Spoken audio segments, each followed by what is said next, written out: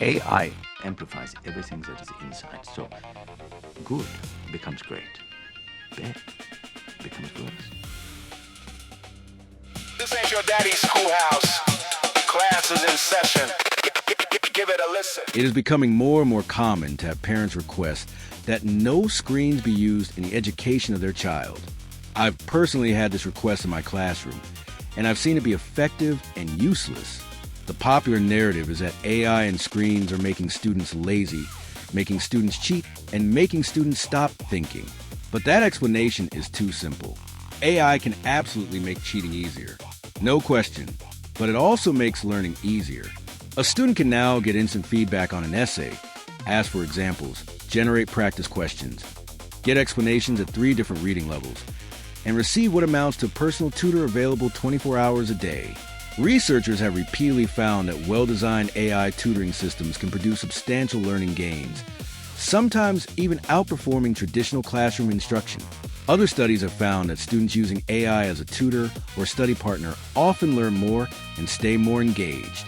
What's interesting is that many of the things parents say they want from schools are exactly the things AI is best at providing. Parents want immediate feedback.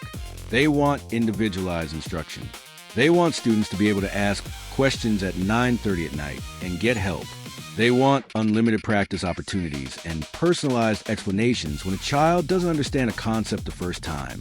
For most of human history, those expectations would have required hiring a private tutor. Today, technology can provide some of those benefits at a scale that was previously impossible. Yet AI is often treated as a villain whenever a scapegoat is needed. In some ways, we're asking for the educational equivalent of traveling 100 miles in a day without using an engine or even a horse. We want personalized instruction for every child, instant feedback, unlimited practice, 24-hour availability, and individualized support. But we also want to reject many of the tools that make those things possible. Too often, we want to pay pennies for the sky. At the same time, researchers have also found that students who use AI as a shortcut can learn less, perform worse when the AI is removed, and become dependent on getting answers instead of developing understanding. That's why I don't think AI is creating these behaviors. It's amplifying them. The curious student gets more curious. The hardworking student becomes more productive. The student who wants mastery gains a powerful tool. But the student looking for an escape hatch finds one of those too. The technology lowered the difficulty of learning, but also made avoiding any real learning easier than ever. The choice between those two paths still belongs to the student.